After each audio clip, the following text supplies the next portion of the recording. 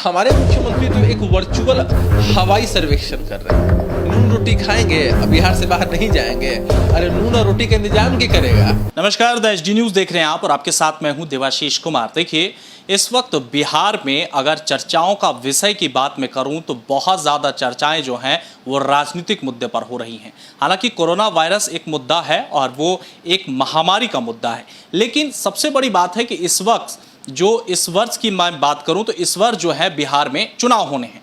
ऐसे में अब राजनीतिक पार्टियां जो हैं वो अपने विभिन्न माध्यमों से अब एक्टिव होने लगी है, लेकिन बिहार में क्राइम का मुद्दा भी इस वक्त काफ़ी गर्मा गया है।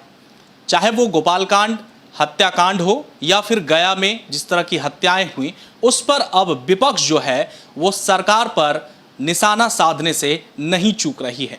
इसी को लेकर के तमाम पार्टी अपने अपने बयान जारी कर बता रही हैं कि नीतीश सरकार इस पूरे मसले पर फेल है। हम चलिए ये जानने की कोशिश करते हैं। इस वक्त हमारे साथ आरएलएसपी के मुख्य प्रवक्ता अभिषेक झा हैं। जानने की कोशिश करते हैं कि नीतीश कुमार जो बात कहते हैं कि हमारे शासन में शासन व्यवस्था बिल्कुल दुरुस्त है, क्या उनकी कथनी और करनी में अंतर है या नहीं? सर, मेरा सबसे पहला सवाल यही रहेगा। नीतीश कुमार सुशासन की बात करते हैं, डीजीपी साहब भी सुशासन की बात करते हैं, लगातार हत्याएं हो रही हैं, उसके बारे में क्या कहेंगे?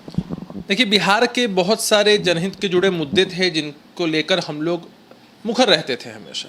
उसमें एक बहुत ही प्रमुख मुद्दा था लॉ एंड ऑर्डर बिहार का, जो कि पूरी तरह से विफल दिखाई पड़ता था।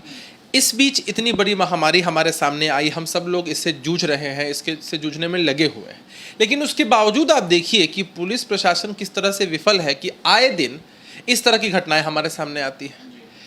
आपने भी देखा है कि किस तरह गोपालगंज में जो ट्रिपल मर्डर हुआ है, उसके बाद भी और कुछ लोगों का मर्डर हुआ। तेजस्वी जी की पार्टी आरजेडी है के लोग इसके खिलाफ बोले, हम लोग भी इसके खिलाफ बोले। हम लोग का ऐसा मानना है कि भैया किसी की भी हत्या अगर हो रही है तो सरकार की यह जवाबदेही है कि आप उन लोगों को पकड़कर एकदम समुचित कार्रवाई करें।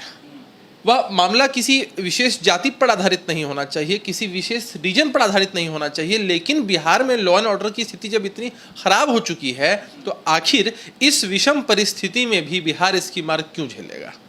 सर, कल आप लोगों ने भी जो है एक दिवसीय धरना का आयोजन किया था। मुख्य नेता उपेंद्र कुशवाहा जी भी वहां पर मौजूद थे और आपने क्वारंटीन सेंटर का मुद्दा जो है सबसे ज़्यादा उठाया था। अभी व्यवस्थाएं ठीक हैं कि जस के तस हैं? देखिए, व्यवस्थाएं तो जस के तस हैं, ये आप भी जानते हैं, आप लोग कवर भी कर रहे हैं। आपने देखा था कि एक बार कुछ समय पहले सरकार ने एक तानाशाही रवैया अपना अख्तियार किया था और उन लोगों ने ऐसा आदेश निकाला था कि मीडिया के लोग क्वारंटीन सेंटर्स की खबरों को कवर नहीं करेंगे। उसके खिलाफ भी हम लोग मुंह पर काला पत्ता बांधकर पूरे बिहार में बैठे थे। हमारी पार्टी लगातार पूरे बिहार में इसके खिलाफ प्रदर्शन कर रही है। इसी क्रम में कल उपेंद्र कुशवाहा जी खुद पटना में मौजूद थे और पार्टी के सभी नेता, पदाधिकारी, कार्यकर्ता सब लोग बिहार के हर जिला मुख्यालय पर अवेलेबल थे। उन लोगों ने धरना दिया। धरना जो देने का जो प्रमुख कारण था वह क्वारंटीन सेंटर्स की जो कुव्यवस्था है। दूसरा, हमारे नेता ने बहुत स्पष्ट किया है कि जब मामले इतने कम थे तब इतनी सख्ती से लॉकडाउन हुआ। लॉकडाउन करने वक्त आपने कोई स्ट्रैटेजी नहीं बनाई, आपकी कोई दूरदर्शिता नहीं थी। जैसे आप एक काम कर रहे हैं, आप एक दवा खाते हैं, आपको एक बीमारी हो जाती है, खुदा ना करे बीमारी हो, ईश्वर ना करे बीमारी हो, लेकिन मान लीजिए देवाशीष जी आपको एक बीमारी हो जाती है और उसके लिए आप एक टैबलेट लेते हैं। टैबलेट किस उम्मीद में आप लेते हैं? इसी उम्मीद में लेते होंगे ना कि टैबलेट लेंगे तो बीमारी में कुछ राहत मिलेगी हमें। अगर उस टैबलेट का साइड इफेक्ट उस बीमारी के इफेक्ट से बहुत ज़्यादा हो जाए तब तो आपसे बड़ा मूर्ख कोई नहीं हो सकता है। तो कुछ वही स्थिति है भारतवर्ष की कि सरकार ने पूरा विजन बगैर सेट किए हुए इस तरह का लॉकडाउन किया और अब सारी चीज़ें खोलनी पड़ रही हैं। तो विजन शुरू में ही सेट करना चाहिए था कि आप जितने लोग कोरोना से नहीं मरे हैं उससे कहीं गुना ज़्यादा लोग, अगर आप आधिकारिक आंकड़ों का आकलन करेंगे तो उससे ज़्यादा लोग ऐसे ही मर चुके हैं। तो लॉकडाउन उस हिसाब से सफल रहा नहीं। अब सरकार को चाहिए कि भाई जो इतने गरीब बेसहारा लोग हैं उनकी मदद कैसे की जाएगी।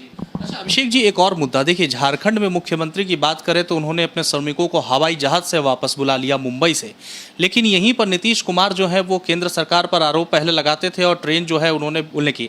कल मुजफ्फरपुर में एक बहुत दर्द भरी तस्वीर सामने आई थी एक बच्चे की, जो उनकी माँ जो है वो लेटी थी और बच्चा जो है वो माँ की लाश के साथ खेल रहा था।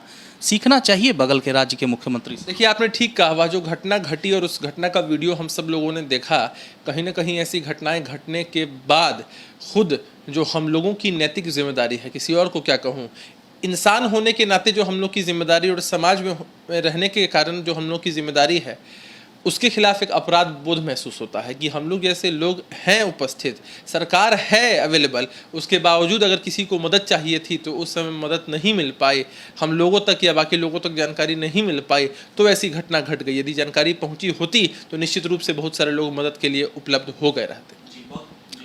और सोचने की बात एक और है, मैं एक बात स्पष्ट कर दूं, आपने ठीक कहा है कि झारखंड के मुख्यमंत्री ने व्यवस्था की कि मजदूर फ्लाइट से भी वापस चले। देखिए, हमारे मुख्यमंत्री तो एक वर्चुअल हवाई सर्वेक्षण कर रहे हैं। वर्चुअल हवाई सर्वेक्षण कैसे कि इकलौते ऐसे मुख्यमंत्री हैं जो एकदम, जिन्होंने प्रधानमंत्री नरेंद्र मोदी जी के द्वारा जो लॉकडाउन घोषित किया गया है उसका एकदम समुचित पालन किया है। कहीं आपने देखा उनको बाहर निकलते वक्त, कहीं बस वीडियो में अंदर छुपे हुए हैं, अपने कार्यालय में छुपे हुए हैं, वहीं से काम कर रहे हैं। अरे भैया, आप प्रशासन आपके हाथ में है, बिहार की जनता का विश्वास आपके साथ था। खैर, आपने विश्वास को तोड़ा और इतनी बार दल बदल किया, लेकिन फिर भी आपसे लोगों को उम्मीदें थी कि आप मुखिया हैं तो आप कुछ करेंगे बिहार के लिए। आप अंदर बैठे रहे।